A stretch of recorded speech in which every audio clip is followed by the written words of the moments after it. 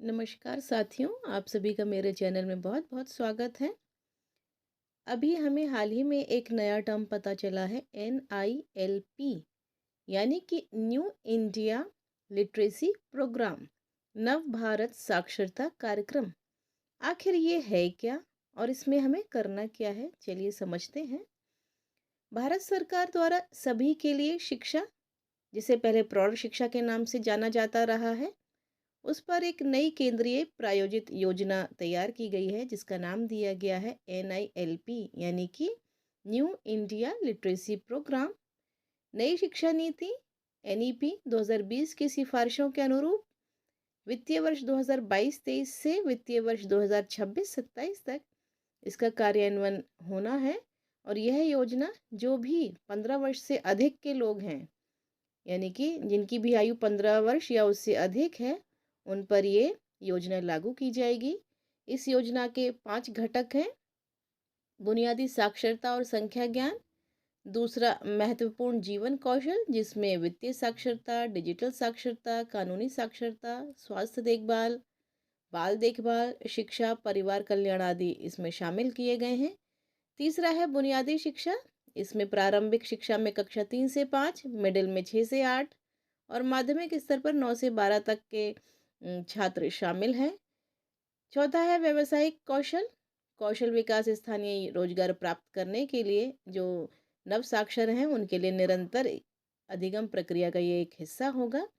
और पांचवा है सतत शिक्षा, इसमें कला, विज्ञान, प्रौद्योगिकी, संस्कृति, खेल, मनोरंजन में जो भी रोचक समग्र प्रौढ़ शिक्षा पाठ्यक्रम के साथ साथ स्थानीय शिक्षार्थियों की रुचि व उपयोग के अन्य विषय शामिल हैं। इस योजना को स्वयं सेवा के माध्यम से लागू किया जाना है।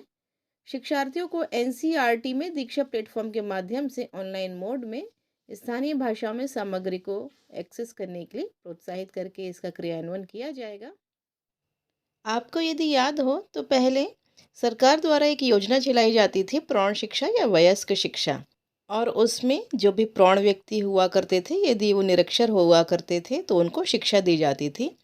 लेकिन अब मंत्रालय द्वारा सभी के लिए शिक्षा नामक शब्द का उपयोग शुरू किया गया है, यानी कि एजुकेशन फॉर ऑल।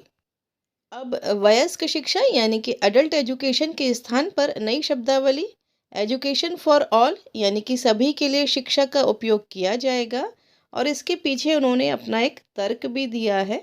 14 वर्ष तक के बच्चों के लिए तो निःशुल्क और अनिवार्य शिक्षा लागू की है, लेकिन जो 15 वर्ष से ऊपर के बच्चे हैं उनके लिए इस तरह का कोई नियम लागू नहीं है। और कई बार देखा जाता है कि 15 वर्ष होने के बावजूद बच्चा पढ़ा लिखा नहीं है, तो वयस्क शिक्षा में 15 वर्ष से लेकर 18 वर्ष तक के बच्चों का कहीं भी कोई जिक्र नहीं हो पाता है। इसलिए उन्होंने अब ये नया टर्म बनाया है कि 15 वर्ष से अधिक के बच्चों के लिए ये योजना लागू करनी है। इसलिए उन्होंने ये कहा है कि now education is for all, not only for adult. जो भी 15 वर्ष से अधिक के होंगे उनके लिए ये एजुकेशन प्राप्त करने का एक बहुत ही अच्छा जरिया होगा, और ये योजना उन सभी के लिए लागू होगी यदि वो साक्षर नहीं है। NILP का उद्देश्य है न केवल आधारभूत साक्षरता और संख्यात्मकता प्रदान करना, बल्कि अन्य घटकों को भी शामिल करना है जो 21वीं सदी के नागरिक हैं उनके लिए आवश्यक है। यानी कि 21वीं सदी में हर व्यक्ति को बहुत ही ज़्यादा टेक्निकली इम्प्रूव होना चाहिए, उसमें कौशल होने चाहिए। तो NILP का उद्देश्य यही है कि सभी नागरिक 21वीं सदी के हिसाब से अपने आप को ट्रेंड कर लें। समस्त सामग्री एवं संसाधन सरलता से इसके लिए सुलभ और डिजिटल मोड, जैसे टीवी, रेडियो, सेल फोन आधारित निःशुल्क मुक्त स्रोत, एप्स, पोर्टल इत्यादि के माध्यम से पंजीकृत स्वयंसेवकों तक आसान पहुंच के लिए डिजिटल रूप से इसमें उपलब्ध कराए जाएंगे। यह योजना देश के सभी राज्यों, केंद्र शासित प्रदेशों में 15 वर्ष तथा उससे अधिक आयु के गैर साक्षर व्यक्तियों को सम्मिलित करेगी। यानी कि जो भी 15 वर्ष से अधिक आयु के हैं, इस योजना में वो सभी व्यक्ति शामिल होंगे यदि वो गैर साक्षर हैं। वित्तीय वर्ष 2022 से 27 के लिए आधारभूत साक्षरता एवं संख्यात्मकता का लक्ष्य राष्ट्रीय सूचना विज्ञान केंद्र NCERT एवं NIOS के सहयोग से ऑनलाइन शिक्षण अधिगम तथा मूल्यांकन प्रणाली, online teaching learning and assessment system OTLAMS का उपयोग करके 5 करोड़ शिक्षार्थी यानी कि प्रतिवर्ष 1 करोड़ शिक्षार्थियों के लिए है। OTLAS में एक शिक्षार्थी अपना नाम, जन्मतिथि, लिंग, आधार संख्या, मोबाइल नंबर इत्यादि जैसी आवश्यक जानकारियों के साथ अपना पंजीकरण करा सकते हैं।